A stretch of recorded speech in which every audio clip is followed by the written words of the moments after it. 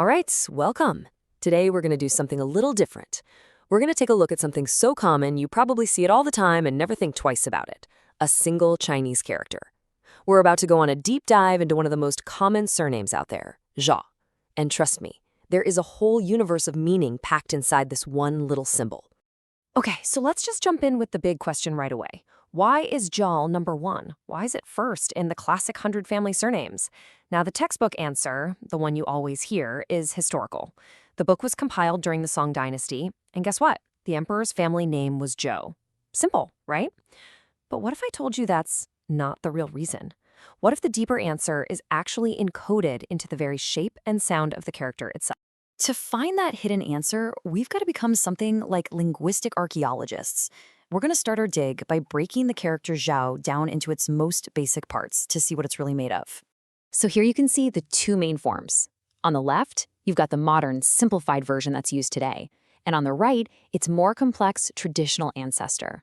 What we're going to focus on, though, are the timeless ideas, the core DNA, if you will, that they both share. Let's start with that piece on the left. It looks a lot like the character for to run or to walk, doesn't it? This is soul. And in ancient texts, this didn't just mean to move, it meant to move swiftly, to surpass. Think of it like the engine of the character. It's the go button, representing pure kinetic energy, action, and just raw speed. Now let's look at that second part, that little X shape called I. Don't let its simplicity fool you. This symbol is incredibly powerful. It means to govern, to manage, even to prune, kind of like how a gardener carefully trims a wild bush to give it shape. It's all about the ability to bring control, to set rules, and to create a beautiful sense of order out of what could be chaos. So think about that for a second. You have the explosive forward motion from Zhou, and you combine it with the precise ordering control of Yi. What do you get when you put them together? You get this absolutely incredible image of someone enacting perfect, precise governments while moving at lightning speed. It's this amazing fusion of pure action and perfect control. But, the visual shape is just one layer of the story.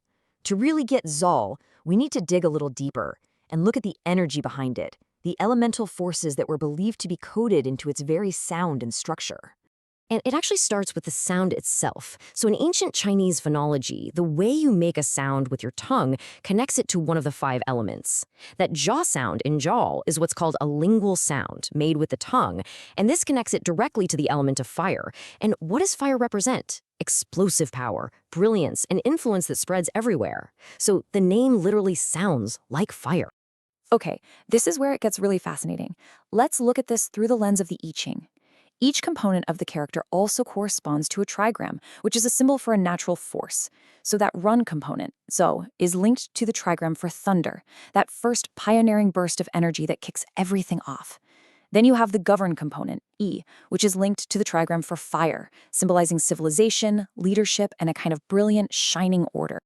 And when you put those two together, thunder over fire, you get a hexagram called Feng, which means abundance. The idea here is just so powerful. The pioneering speed of thunder actually empowers the civilizing, ordering brilliance of fire. This combination doesn't just create order out of chaos, it creates massive prosperity and abundance. So we've got speed, control, thunder, and fire. I mean, it's all very epic, right? But what does this actually mean for a person with this name? How does all this powerful energy translate into a personality type? The personality type that's associated with Zhao is, get this, the game changer. This is not someone who's comfortable just managing the day-to-day. The energy here is tailor-made for turbulent, chaotic situations. Think about a startup founder who comes in and just completely disrupts an industry. That's the vibe. They're trailblazers, not just managers. Now, of course, all this powerful energy kind of comes with a user's manual. According to naming theory, Zhao has extremely strong fire energy, both from its sound and its 14 strokes. So if a person is already naturally fiery or impulsive, giving them this surname can be a bit like pouring gasoline on a bonfire. It can be overwhelming. So the advice is to bring balance. You want to use characters in the first name that have earth or metal elements to help ground all that blazing fire, to channel it constructively. So let's bring this all home. We've gone from just a few simple lines on a page to this powerful, almost mythic totem of a pioneering spirit.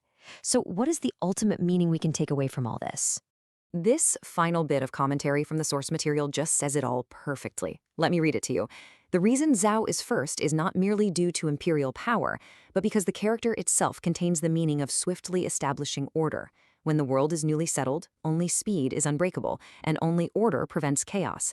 This is the essence of thunder and fire. I mean, wow, that's the core idea right there, the power to create a new world. So this leaves us with one last thought. We've just spent all this time unpacking an entire universe hidden inside one very common surname. It really makes you wonder, doesn't it? What kind of ancient totem, what combination of thunder and fire is waiting to be discovered inside of your name?